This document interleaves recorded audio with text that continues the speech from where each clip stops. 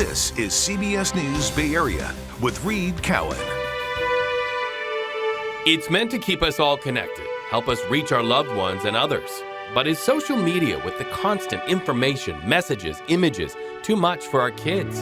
I've tried. It's definitely hard putting the phone down. It really is, and putting social media away. But I realized that was the biggest issue in my own self-esteem issues as a woman. The constant comparison is always going to be, I'm not good enough, I'm not good enough, I'm not good enough. When the world went into lockdown, we all went to our screens. But what were our kids and teens missing by looking down? Part of the task of adolescence is to develop an identity, to figure out who am I. And that gets really complicated when social media is your primary way of interacting in the world. Now, our challenge is to look up and make their mental health our top priority.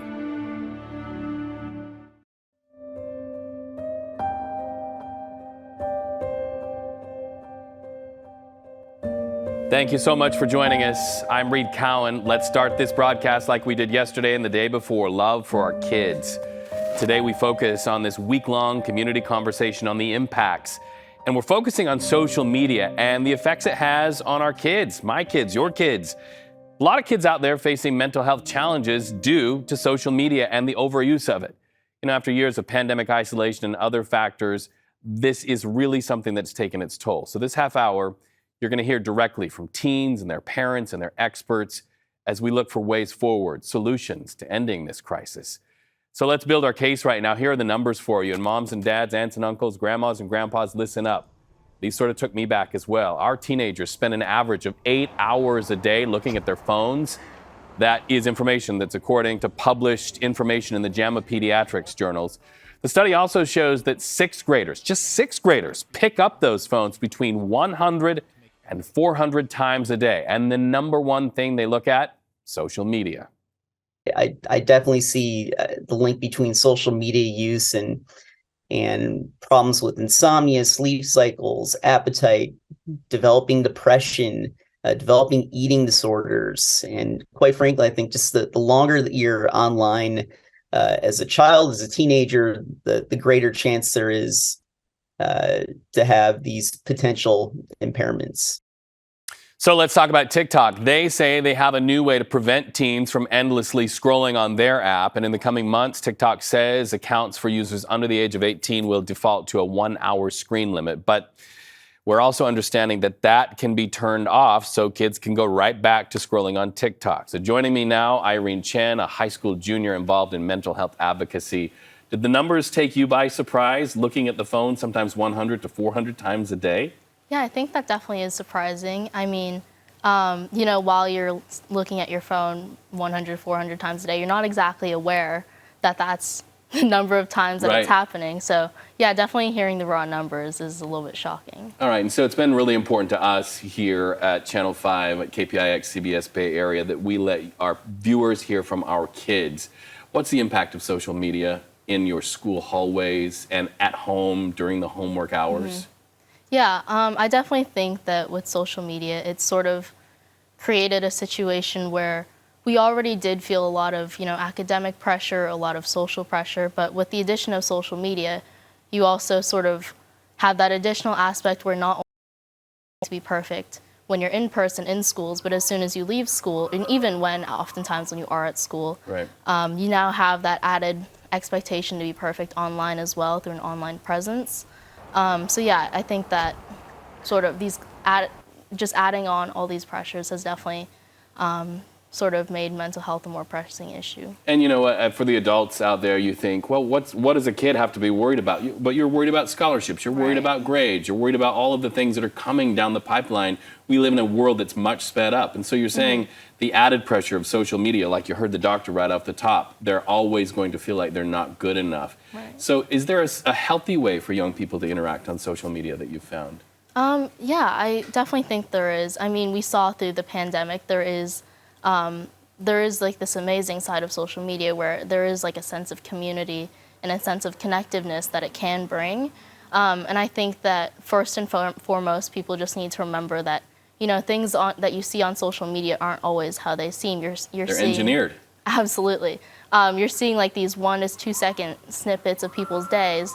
and you're kind of comparing yourself to them, or you're kind of feeling like, oh, like maybe this is what I need to measure up to. So I think first and foremost, by remembering that, you know, not everything is as perfect as it might seem on social media, can sort of help lessen that pressure in a sense. What do you do? And your dad's here in the studio. It was important to us that our parents are here in the studio for these conversations. What has worked for you? Do you limit your time, or do you have an inner dialogue, or even a mantra you use when you're scrolling through and you start to feel the bad feelings? What do you do? I think for me personally, it's sort of this way of like framing things. I mean, it's definitely tough at times when, I don't know, maybe you're at home at a certain time when you feel like, oh, like maybe I should be out with my friends and like having all these fun experiences that other people seem to be having. But I think, you know, I'm sure everyone feels that way at a certain point. So it's just important to remember that, you know, it's all about how you sort of frame that situation. Maybe, you know, the next weekend you'll be the one who's out and about and having friends. Last question, and help me as a dad. How much should I monitor my kids' social media activity, and is it possible to do it? Her dad's smiling back there. I don't know. I think it definitely, coming as, you know, as a parent, you should definitely be, you know, trying to support your child as they go through all these stages in high school and such. But in terms of monitoring social media, I think that just, you know, having a sense that they are able to sort of have a life and identity outside of what is being put online. And I don't know, I think all you can do is really just let them go through this experience. It's coming from a kid, of course. And love them while they do it. You say coming from a kid, but you know, I'm a strong believer that if we listen to our kids, they'll lead us. And I appreciate your leadership today. I wish you a great future, a happy future, and maybe a little less social media, Irene. Yeah. Thank you so much. So if you at home or somebody you know is in a crisis, or you just feel like maybe they need some help, you can get that help from the Suicide and Crisis Lifeline by calling or texting 988. And to hear candidly from our youth about their struggles with mental health and social media and all of the things that are pressures on our youngest citizens, we're bringing a very powerful CBS documentary to you exclusively. Gather your family around, get ready to have some conversations. It's streaming tonight at 7:30 p.m. You can watch it for free right there on the CBS News app. Still ahead, a difficult, sometimes sensitive subject, and the dire consequences of mental illness, taking one's own life. A father and a friend of mine share his story, his son's story. We're going to find out how he's now working to help other families right here in the Bay Area before it's too late. Stay tuned for that. On this day that we address difficult issues facing our youngest people, we are very sad to bring you this breaking news out of Santa Rosa. A 16-year-old student has died after being stabbed during a fight at Montgomery High School. This information coming to us right now from the Santa Rosa Press-Democrat. They're very close to the scene right now. The report says another 16-year-old was stabbed but survived, and a 15-year-old was arrested. That school put on lockdown. You can see police there responding to parents, kids coming out of the school. Eventually, the classes were canceled in the wake of this violence. We're watching this situation. We'll continue to keep you updated. So that really is an object lesson. Our kids are experiencing a lot of difficulty right there at the school level. And this week we are addressing the problem with mental health crisis attention. In fact, we're looking to the leaders at the CDC, who recently found that 42% of high school students reported feeling persistent sadness, persistent hopelessness, and they found that thoughts of suicide are rising. Sadly, too often those thoughts turn to action. We want to say right here as we go into this conversation, it might be difficult or triggering for some of you to watch or to listen to. We want to give you the opportunity to take a deep breath because we're going to talk about the worst case scenario right now.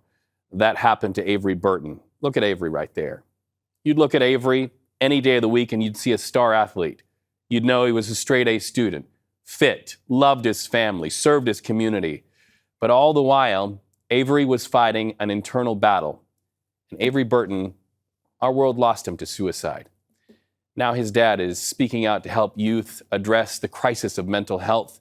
This is my friend Reggie Burton. He's joining me live. Reggie, it's good to see you, my friend. We always talk under difficult circumstances, but I know that after the loss of your son Avery, you created the Avery Burton Foundation, and you'll be in the Bay Area soon to help lead us in a conversation about mental and emotional wellness. Talk to us about the impacts of social media, first of all, because that's really been what we've been talking about during this show. Yeah, no, first of all, Reed, it's good to be with you. And thank you for taking a leadership role on this important topic and having me be part of this conversation. Yeah, the loss of my son, Avery, was very difficult in the sense that it was almost unbelievable how quickly someone can go from things we associate with stress, anxiety, maybe even some depression, to suicidal ideation and then suicidal attempts on their life. And that essentially is what happened with Avery. In terms of the social media impact you have been discussing on your show, I think that relates back to what we call as mental health advocates are triggers, things that propel or trigger someone emotionally to feel a certain way about different points in their life. As an example, an adolescent who is graduating from high school, contemplating that next step to college or whatever is next in their life. That college graduate who graduates from college and then is faced with the difficult decisions around either more schooling or what's next with life. Those are transitions that are oftentimes very difficult to manage for a young person as well as adults. But for adolescents, absolutely, very, very, very difficult to manage and something we should all keep an eye on. And those transition points are points that we as adults need to be aware of. And like you say, elementary to junior high, that's a transition moment. Junior high to high school, transition moment. High school to college, college into the real world. What can we do to help our kids who are in those transition moments, aside from being mindful that, yep, we're in that season, better have our eyes and ears on this? Well, I'm going to keep it very simple at the most basic level, and that's communication. It's what we are doing right now, which is having a conversation. I have started my nonprofit, the Avery Burton Foundation, with the sole purpose of educating families on what to look for, because I believe that we can do better when we know better. So with that in mind, our nonprofit is now involved in something called mental health first aid training. So I am a trained facilitator of mental health instruction. So I will be in the Bay Area March the 23rd, speaking to a group of Santa Clara County Optometric Society, about 80 to 120 people, about these topics and how they can help their patients and really help their colleagues. I think what you've offered to us that is so valuable is to look at those transition periods. If we had more time, we would go into some other things that are so important. I'm going to push some tips to all of you on my social media handles, something that Reggie gave to me that he wants to make sure that you are aware of to help people who might be in crisis. Reggie Burton, you are my friend and my brother, and I send you my love. I'm so thankful for what you've done. This is just right here on the screen, just a precursor of what I'm going to tweet out to help people. But I wish you well. I know all of your work, your life's work is a love letter to Avery, and I'm so proud of you. Thank you so much. We welcome you to the Bay Area when you get here a little bit later this month. We want to remind our viewers, if you know somebody who is in a crisis, get help from the Suicide and Crisis Lifeline. They have resources and tools, especially for those transition periods for our young people. All you have to do is call or text 988. We can't afford to lose one more young person in our world. At social media and your eyesight, how all the time spent on screens affects our kids' physical and our mental health through their eyes. Welcome back for this important community conversation on youth mental health. We've talked about how social media can affect our kids' mental health, and we're learning that part of that actually comes from how it affects their physical health, their eyes. Joining me now, Dr. Jeanette Lee, a Bay Area optometrist. And let's talk about this. When the pandemic hit, a lot of kids turned to their phones. What's the connection between social media, our eyes, and youth mental health? Well, during the pandemic, everyone, I would say adults and children, increased by 30% to 40%, right? Everything was remote distance learning. They were online, and all the social part was all online as well. So, any conversations, the amount of time in front of the computer and definitely the phone, your blink rate drops 67%. So just the fact of just staring for a long time causes dry eyes. I had a lot of kids coming in that couldn't see anymore because their eyes were so dry that I had to treat them. We were one of 5 offices that stayed open during the whole pandemic. So one, dryness of the eyes, and just kind of the fear of missing out, but everyone wanted to be in tune with everyone, that the amount of time they spent on the phone, everyone's eyes got worse. The talk the last year in the optometry world was myopia prevention. The distance vision got worse for a lot of people. So if you imagine, staring at your phone, laptop and desktop, you're staring at one orientation from arm's distance to closer. So imagine holding a weight in your hand, right? Right. And then contracting a little bit more and even more. People stay in that locked space. So what happens, the eyes will change, the stigmatism will change, and they'll get more nearsighted. And what's fascinating to me also is the effects of looking at that screen, especially at night, on sleep. Sleep is so important to mental health. Talk to us about that. The self-care is huge. The mental health of staying online, once your brain is so active, it can't shut down. So it can't shut down. What people do is they go back online, right? Video watching, connecting with their loved ones or WhatsApp, but all the stuff online and videos just makes eyes much worse. And then they have a lot of the radiation coming from the blue light. So having the right filters is important. But mentally, without having enough rest, then they're living in another space that's a little altered reality. And if they're in that space constantly, they're just not living today's life and in an authentic life too, and reality. So that puts them in a different space. And I see a lot of patients that are depressed. I see kids walking in when they were during the pandemic. This one 9-year-old girl, I remember distinctly. I said, "Oh, how are you doing? How's the pandemic happening and what's going on?" She's like, "I'm about to have a nervous breakdown." This is a 9-year-old child. A 9-year-old. 9-year-old. I said, "Why do you say that?" She's like, "I don't mind being at home. I kind of like that at first, but it's too much. Right. I'm a little bit quiet, but it's like, I just want to see my friends." It's not even the touch or feel, just being around that space, right? Staying cooped up at home was really, really difficult for people. Now that everything's opened up, it's better, but a lot of people still felt the isolation. Some of my patients that were quiet and more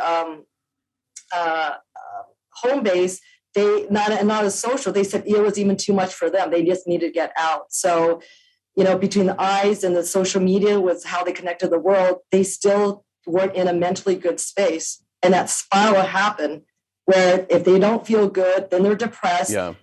Have someone to speak to. Something online is still detached, right? Right. Warmth and just the nonverbal cues lets people know if you really care. Which is the human-to-human touchstone that is so important. Doctor, we could talk to you for hours and hours. We appreciate your time and these thoughts right now. So fascinating to really put that together, the connection between the eyes, the brain, and our emotional selves. Thank you so much, Dr. Jeanette Lee. We appreciate you. So to hear candidly from youth about their struggles with mental health, we're bringing a very powerful CBS documentary to you exclusively. It's on our stream tonight at 7:30. And we continue to follow that breaking news out of Santa Rosa. We're talking about difficulties teenagers face. Well, just minutes ago, police have confirmed that a 16-year-old student has died after being stabbed during a fight at Montgomery High School. We don't know a lot of details about what was happening in those moments, but police say another 16-year-old was also stabbed but survived, and a 15-year-old has been arrested. Our medical staff arrived here on the scene and quickly started treating the students, and they were transported to a local hospital. Unfortunately, one of the students, who's a 16-year-old male and a juvenile here, or a junior here at the Monty campus, passed away at that hospital.